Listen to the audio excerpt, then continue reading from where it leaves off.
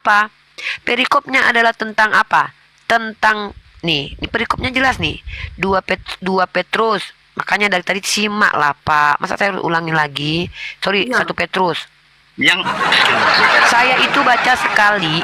Saya itu jujur ya, Pak. Saya kalau baca Bible sekali, saya harus membaca Al-Qur'an 5 lembar, Pak, kafaratnya. Karena Bible ini ayat yang agak aneh-aneh, ngeri-ngeri sedap. Berdosa saya baca-baca kayak gini.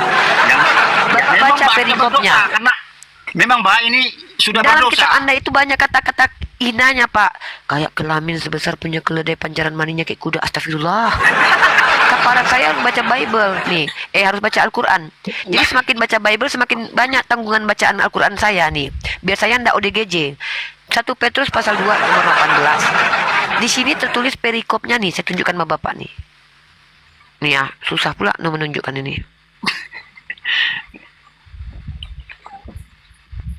Oke, sambil nunggu Uni, teman-teman, itu tap-tap layarnya terus, teman-teman. Penderitaan Kristus sebagai teladan. Tuh. Hai kamu, hamba-hamba, tunduklah dengan penuh ketakutan kepada Tuhanmu. Bahkan di sini diajarkan untuk tunduk patuh sambil ketakutan bagi hamba-hamba. Perbudakan pun diajarkan di kitab kalian. Ngeri loh. Nah, sedangkan istri-istri dalam agama kalian kan tidak boleh melawan. Ditampar diam, dijinahi diselingkuhi diam, nggak boleh minta cerai. Itu kan sama dengan pikul salib seperti Yesus. Karena ternyata dalam Kristen menderita itu kasih karunia Tuhan. Makanya banyak-banyak kalian menderita. Memang orang Kristen Katolik memang ditaati sama suaminya, ditaati, dituruti. Apa itu maksudnya? Bapak Loh. apa? Ini saya kasih apa Bapak. yang Saya kasih data lagi. Sama Pak Mali tuh. Enggak, Dia nggak ngerti. tadi kan bilangnya Nih, Bapak baca nih.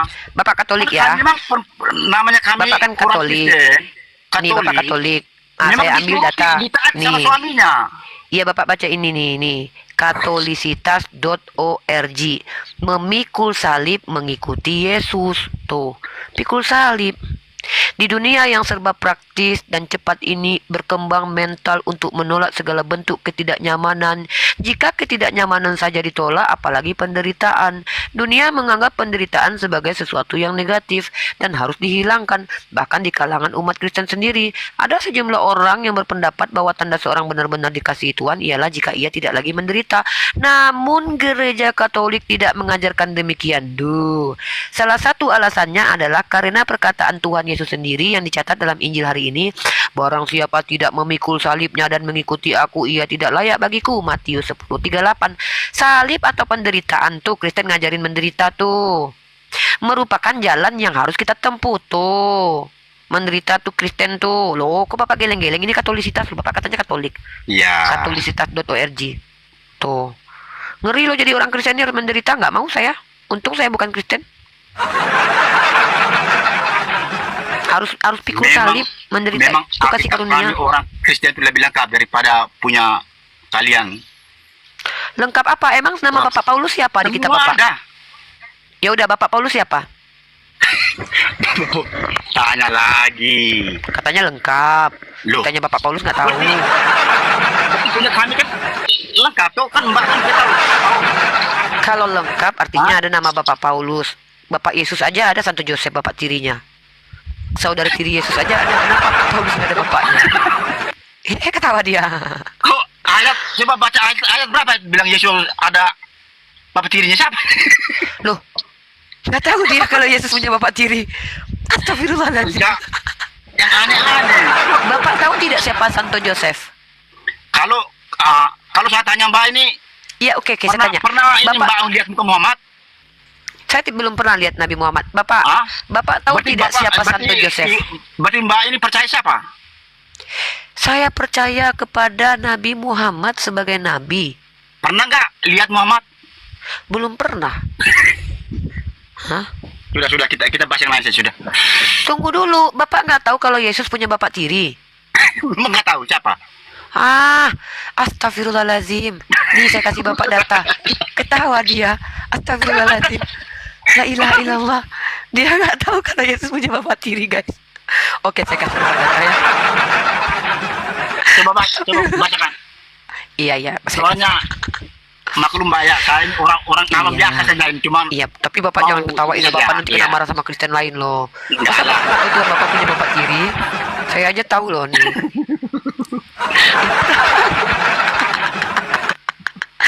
Ang. Bapak baca ini ya. Silsilah Yesus Kristus. Inilah silsilah Yesus Kristus, anak Daud, anak Abraham. Abraham memperanakan Ishak sampai kemana siapa? Ayo, Bapak pasti nggak tahu ini. Jadi di sini Baca dong, kok scroll bagaimana? banyak. Ya banyak kali, masa mau dibaca. Yosia memperanakan Yekonya. Yekonya memperanakan anak siapa namanya, Satiel. Satiel memperanakan Abihud. Banyak kali Pak, membuang-buang waktu kita. Saya tunjukkan aja sampai akhir anak siapa Iya, kemudian. Kasih turun aja Nih, lah kalau Eliud, jangan Bapak sini dulu. Eliud memperanakan Eleazar. Eleazar memperanakan Matan. Matan memperanakan Yakub. Yakub memperanakan Yusuf, suami Maria. Suami Maria bernama Yusuf. Maria ini punya anak namanya Yesus. Maka Yusuf ini bapak tiri atau bapak kandung? baca ini dari awal dari atas bagaimana kita mau paham. Ya udah, dari awal. Tiba-tiba di Dari bawah awal. ini siapa? Ya udah, dari awal kita baca. Ya udah, kita baca. Pak, baca ini Pak. Silsilah Yesus Kristus. Inilah saya baca cepat ya. Karena panjang Pak. Inilah anak Daud, anak Abraham. Abraham memperanakan Ishak, Ishak memperanakan Yakub, Yakub memperanakan Yuda, saudaranya. Yuda memperanakan Peres dan Zerah dan Tamat. Peres memperanakan Hezron, Hezron memperanakan Ram, Ram memperanakan Abinadab, Abinadab memperanakan Nahaton, Nahaton memperanakan Salmon, Salmon memperanakan Boas, Boas memperanakan Rab, Rab memperanakan Obed, Obed memperanakan Rut, Obed memperanakan Isai, Isai memperanakan Raja Daud, Daud memperanakan Salomo dan istri Uria, Salomo memperanakan Tabaibam, Raibam memperanakan Abia, Abia memperanakan Asia, Asa memperanakan Yotam, Yotam memperanakan Yoram, Yoram memperanakan Uria, Uria memperanakan Yotam, Yotam memperanakan Asa, Asa memperanakan Hizkia, Hizkia memperanakan Manasye, Manasye memperanakan Amun, Amun memperanakan Yosia, Yosia memperanakan Yekonya dan saudaranya. Waktu pemantauan Babel, sesudah pembuangan ke Babel, Yekonya memperanakan Saltiel, Saltiel memperanakan Yerubabel, Yerubabel memperanakan Abiud, Abib memperanakan Eliakim, Eliakim memperanakan Azor, Azor memperanakan Zadok, Zadok memperanakan Ayam, Akim memperanakan Eliud, Eliud memperanakan Elizar, Elizar memperanakan Matan, Matan memperanakan Yakub, Yakub memperanakan Yusuf, suami Maria. Suami Maria bernama Yusuf. Pertanyaannya, Yusuf ini bapak tiri apa bapak kandung? Loh. Yusuf suami Maria yang melahirkan Yesus yang disebut Kristus. Maria punya suami namanya Yusuf. Yusuf ini suami Maria. Maria punya anak namanya Yesus. Yesus adalah Tuhan Bapa. Pertanyaannya, Yusuf bapak tiri apa bapak kandung? Loh. Yusuf.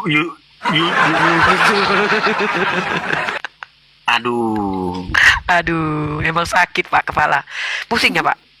Emang gitu lah Pak kalau jadi Kristen Pak. Makanya saya nggak mau jadi Kristen. Makanya ini si Lisa ini pindah dia dari Kristen jadi Islam. Pusing dia Pak. Masa sisilahnya Tuhan ada? Yesus itu kan diutus dari Tuhan. Iya, tapi dia punya bapak tiri. Mamanya kan punya suami.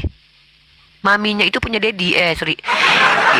Maminya Yesus punya suami. Dedinya, dedi tiri. Papa tiri dia. Kan dia nggak punya papa kandung. Bapak tiri lagi dikata.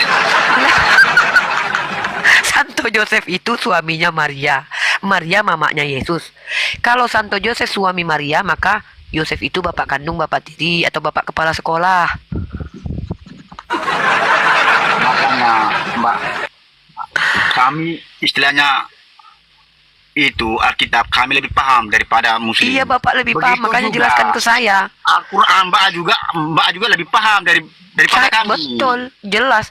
Saya tahu Bapak lebih paham tentang Bible, makanya saya tanya, itu Yusuf Bapak tiri atau Bapak kandung? Enggak, Dia suami maksudnya Maria. Alkitab itu, Wah, makanya dikasih domba Alkitab saya. itu kami orang Kristen Katolik lebih paham daripada Iya. Mbak punya.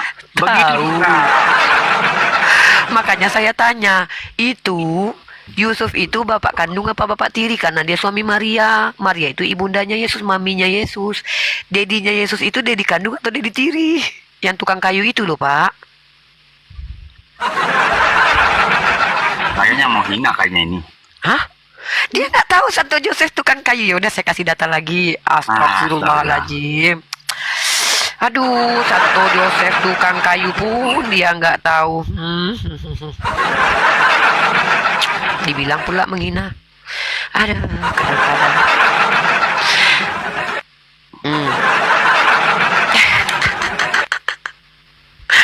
Saya kadang-kadang bingung dengan umat Kristen ini. Kenapa lah mereka kok bilang saya menghina?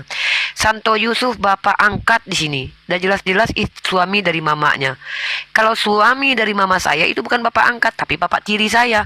Tapi di sini malu mengakui kalau Yesus punya bapak tiri. Dibikinlah bapak angkat di sini. Ada-ada aja. Pada suami bapaknya.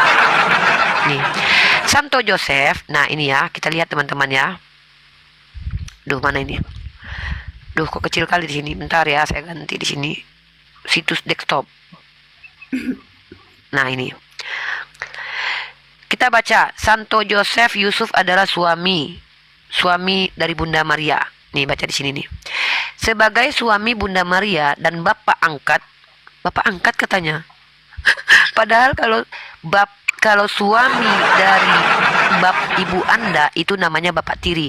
Bapak angkat itu artinya apa? Saya tidak kenal dengan bapak itu, dia mengangkat saya sebagai anak. Dia tidak perlu menikahi ibu saya. Kalau dia nikahi ibu saya itu jadi bapak tiri. Ini Katolisitas pun tidak bisa membedakan mana bapak angkat dan bapak tiri. Lucu kali kalian. Nah, Santo Yusuf merupakan seorang yang istimewa. Gereja Katolik menghormatinya dan memberikan tempat kedua kepadanya setelah Bunda Maria di antara para orang kudus. Yusuf adalah keturunan Raja Daud dan berasal dari Bethlehem di Yudea. Ia adalah seorang tukang kayu. Tukang kayu, bapak tirinya Yesus itu loh, Pak. Tukang mebel. Tukang kayu yang miskin lagi, Pak. Masih mending Pak Jokowi, Pak. Tukang kayu kaya. Udahlah jadi tukang kayu, miskin pula lagi bapaknya Tuhan. Pak angkat Tuhan miskin. Ya Allah. Miskin. Tukang kayu miskin. Ini bukan saya bilang lah, Pak. Ini Katolisitas yang bilangnya, Pak. Nih. Kok Bapak Tuhan bisa miskin gitu ya, Pak? Saya kalau punya anak presiden pasti saya kaya. Apalagi Tuhan, anak saya Tuhan. Ini kenapa ya orang tua Tuhan kok bisa miskin gini ya, Pak? Gimana saya mau jadi pengikut Kristen, Pak? Sekarang Bapak Tuhan aja miskin, apalagi saya yang cuma jemaat Tuhan. Kok bisa ya, Pak? Terima kasih banyak. Sama-sama informasinya. Ini jam sudah mau kerja, mau jam 1 sudah ini. Sama-sama. Bapak semangat belajar Bible ya, Pak. Jangan kecewa dengan Bapak tiri Tuhan yang miskin. Karena Yesus juga menurut Matthew Henry miskin. Dalam terjemahan, dalam komentar, dalam tafsir Filipi pasal 2 nomor 6. Matthew Henry mengatakan Yesus hidup minta-minta. Kasihan. Makanya saya tidak mau minta ke Yesus. Dia aja hidupnya minta-minta. Makanya saya bilang, kalau saya harus menyembah manusia, mending saya sembah Raffi Ahmad. Tapi untungnya saya tidak mau nyembah manusia, Pak. Tapi yang minta-minta, yang ikutkan, yang orang Muslim, yang ikut mana? sama. Loh, ternyata di jalan-jalan tuh minta-minta tuh bukankah? Dari mana Bapak tahu kalau itu Islam? Bapak udah tes syahadatnya. Loh, karena dekat masjid. Kenapa Ya. kamu nggak tahu? Pakai Pak, tempat songkok. si Mikana pakai jilbab, si RK pakai songkok, Kristen mirip Muslim. Pakai kotak-kotak itu. Mana saya tahu, jangan-jangan dia Kristen yang menyamar. Makanya Mbak bilang Yesus minta-minta. Saya nggak percaya. Mana boleh di Islam meminta-minta? Dalam sebuah riwayat hadis dikatakan dalam dengar. Hadis mengatakan, barang siapa umat Islam yang meminta-minta sementara tangan kakinya sehat, maka kelak di hari pembalasan, yaumil hisab, dia akan berjalan dengan wajahnya diseret ke tanah. Itu larangan meminta-minta kalau kamu sehat. Tapi menurut Mbak, mungkin Mbak pernah lihat mungkin di Jawa-Jawa Iya. sana. Tolong bedakan Islam dengan Muslim. Islam ajarannya, Muslim adalah pelakunya. Bapak tahu tidak? Gereja Katolik Spanyol, Perancis, Portugal, Di Austria. Indonesia saja, nggak usah jauh-jauh. Iya, nanti saya bahas. Gereja Katolik, saya ajak Bapak jalan-jalan ke Eropa. Portugal, Spanyol, Perancis, Austria, Amerika, Australia, Afrika, Jerman, rata-rata gereja Katolik itu menghasilkan korban anak kecil yang dicabuli sama pastor. Jumlahnya berapa? 400 ribuan, 200 ribuan, ribuan anak-anak dipapap oleh para pastor. Bahkan saya tunjukkan data. Saya tunjukkan data. Justru ustaz-ustaznya itu yang paling banyak. Tunjukkan datanya. Loh, di berita di Ya. TV itu bukankah? Tunjukkan datanya. Datanya, Pak. Datanya Ya, nih, saya kasih. Jadi Google-nya itu. Oh, Keren lagi. mana? Tunjukkan nih ya. Saya kasih Anda waktu untuk menunjukkan data sudah ada jam 1, korban sudah jam 1. Saya mau kerja. Bapak tunggu, ini belum selesai nih. lihat Bapak ini, jangan takut dan Saya- ini. bawa mobil Jangan ini, takut. ini saya. Enggak, sekali. Terakhir. Saya untuk buktikan kalau saya bukan orang yang suka memfitnah seperti Bapak. Ya. Loh, justru situ yang 330.000 Bilang baca. Yesus yang minta Ini minta, BBC, ini CNN, ya. 330.000. Nah, 330.000 anak-anak jadi korban pelecehan gereja Katolik Prancis. 330.000. Coba Bapak tunjukkan 300 anak jadi korban di pondok pesantren. Saya tidak minta 330.000-nya. Saya minta 300 orang saja. Coba tunjukkan. 200.000 anak jadi korban pelecehan pendeta gereja Katolik. CNBC, gila ratusan pejabat gereja diduga kuat lecehkan ribuan korban anak-anak gereja. Ini adalah data valid CNBC. 200.000 anak jadi korban pelecehan SKS oleh gereja Katolik. 200.000 anak. Pastor-pastor di Jerman. Lihat BBC. Pastor-pastor di Jerman lakukan lecehkan ribuan anak. Saya tidak minta ribuan, Pak. Saya minta tunjukkan 200 anak jadi korban di pondok pesantren mana di Indonesia. Tunjukkan data, silakan. Nggak minta ribuan, Pak. Ini ratusan ribu ya, Pak. Saya nggak minta ribuan. Saya minta ratusan saja. Oke. VOA, Gereja Katolik Portugal setujui kompensasi korban pelecehan SKS. Mengerikan. Ahli bongkar alasan banyak pelecehan anak di gereja. Mengerikan. 330.000 anak dilecehkan oknum pastor gereja Katolik. Lagi-lagi Katolik. Ratusan pastor di Amerika Serikat melecehkan ribuan anak. BBC. Mengerikan. Ini agama lendir doyan apa senang ini, Pak? Nah, sudah. Satu kali. Silakan. Kan cuma HP satu, Mbak ya. Salah saya atau salah Bapak? Salah saya atau salah Bapak? Kalau menurut Mbak ada salah saya. Nah, sekarang Udah. Mbak HP 2. Coba Mbak buka di Indonesia saja, enggak usah banyak. Coba. Apa nih? Ustadz kah? Haji kah? Coba. Ya minta Bapak lah, enak saja Bapak nyuruh-nyuruh saya. Memang Bapak, berani. memang saya ini loh. Kok nggak berani? Berani, karena Mbak Justru ini saya mau tantang menghina orang Bapak. aja. Gini loh Pak. Coba Umat buka. Islam ini bukan budak kalian. Loh. Jangan bawa sikap-sikap penjajah. Justru seluruh Anda- dunia yang paling banyak tuh agama Muslim. Mana Yang datanya? di mana-mana. Ya mana datanya? Loh, buka, coba Mbak buka sendiri. Loh, Berita Anda baru tahu apa? tidak kalau di dalam pengadilan siapa yang menuduh dia yang membuktikan? Paham tidak di pengadilan? Hah? Saya ini ketawa ini sama Mbak Alo. Saya juga jijik dengar Bapak lama-lama. Coba, enggak, saya bukan jijik Mbak. Saya jijik sekali dengan orang karena yang Mbak mengklaim tapi ceritanya tidak lucu. mampu tunjukkan bukti. Tahu cuma buka orang Kristen aja, tapi Islamnya dia nggak mau buka. Makanya saya minta Kamu. tunjukkan kepada saya minta 200 orang saja korban pelecehan SKS di satu pondok pesantren dengan pelakunya puluhan ustadz.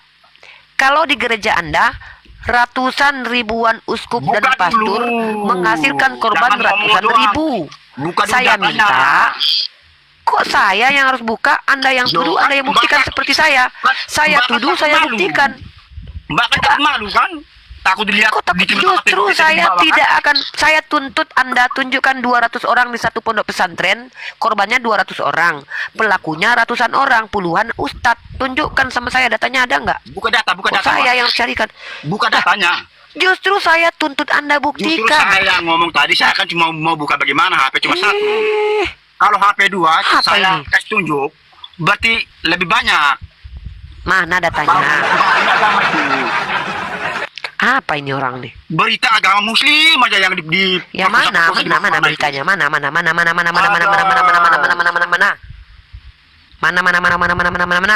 Masa orang gorengan Mana data mana data? Dah, mana data. Udah banyak. Terima kasih kuliah aku. Mau kerja. Percuma juga.